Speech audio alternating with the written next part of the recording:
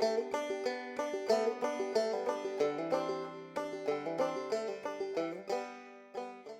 I'm Sequoia with Project Tree Collard. I'm here in Berkeley, California in early April to talk to you about tree collards.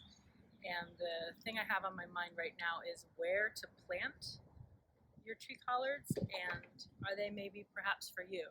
So this video is both to people who've maybe purchased plants or grown them from cuttings and they're wondering where to plant them, or if you've heard of tree collards, you're thinking about it and you're not sure if they're right for you.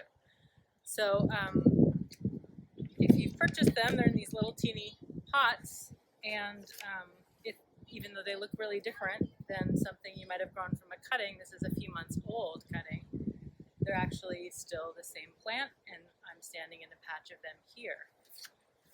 So first thing I want to say is tree collards are not a house plant.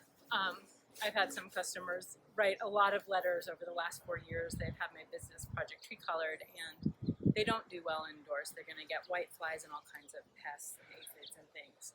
They're really meant to be outdoors. They can survive temperatures of high teens for very short periods of time, up to like 115 in places like Las Vegas or down in Southern California deserts. They do really well in Florida, in Texas, California, Pacific Northwest, and many states in between, Arizona. I have people experimenting with me and writing to me from Maine and Vermont, people who are growing them there. They're taking cuttings and bringing them in the winter. People are growing them in cold frames and special greenhouses. Yay, pioneers in experimenting. I have people in Norway, I have people in African countries, I have people all over the world writing to me about growing tree collards from seeds, from cuttings, all this kind of thing. So I've been kind of compiling some of that information I want to share with you today. Basically, in the U.S.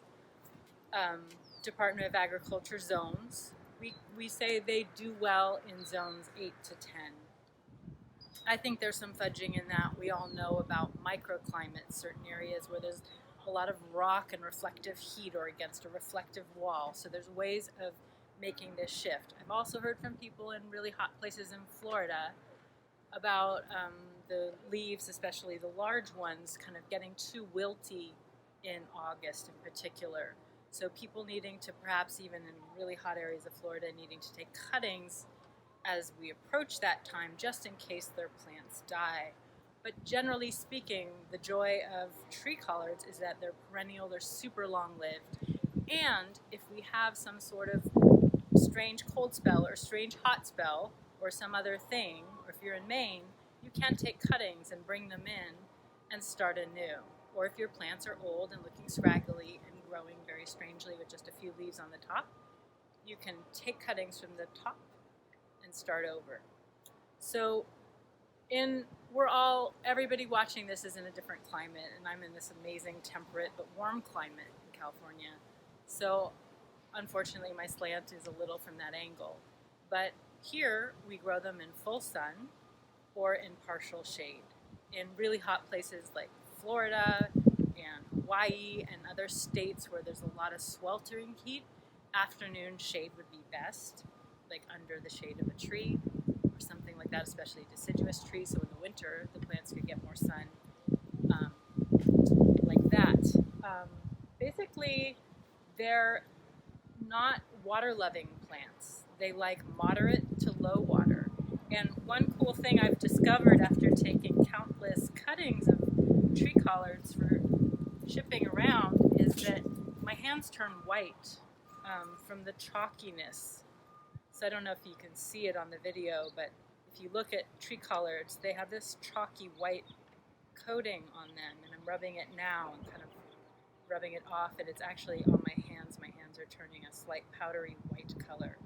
So that is a drought adaptation. It protects the stalk from the sun. So that's kind of one cool thing about it. So I'm going to get into pests a bit. And again, we all live in different climates and we have different pests. Here we're pretty lucky. But we have aphids. They tend to attack certain stalks here. And what I tend to do, I'm a proponent of organic agriculture. I tend to use a hose on a jet setting if they're very bad, or I just let them be and let the aphids all come to that area. And I have noticed that often ladybugs and other predatory insects will come and kind of keep the system in balance. So I am not one for advocating for getting out the poison, and I understand that many of you are in different places where you've got a lot of pests that are a real problem, and that I don't know what you're up against, but I do have to say that I'm against using poisons and pesticides. So aphids, cabbage moth is one big huge one. So you'll see them flying around. They're about this big, they're white, and unfortunately the caterpillars are green, and when they're just coming from an egg, they're so small you can hardly see them, and as they eat more and more of your tree collards, they get bigger and bigger. These attack every brassica in the family, from Brussels sprouts and broccoli and cabbages and cauliflowers and tree collards. So that is a problem. I tend to try to hand pick them off and catch them in the act, although that's very time consuming and challenging to find them. Another one is here in the summer we get powdery mildew. I will only notice it on older leaves. So something that's been on the tree longer and it's a little more dark purple. It's not a great time to show you that because I don't have powdery mildew right now, but I tend to notice it in the summer when it's warmer. There'll be white splotches on there. They can also get some white flies on the bottom here. And again, I know a lot of you have other problems. When they're really young, like when I send them to people, you got to watch for slugs and snails, earwigs, anything that's a problem in your garden, and we all have different challenges there. So with slugs and snails, I just like to wear a headlamp at night, first few nights. I do this with everything, lettuce and broccoli and everything. I come out at night when I have new plantings and I just check, and usually I find them at night very easily and can get rid of them. So you're going to just want to protect them, and then also animals, larger animals.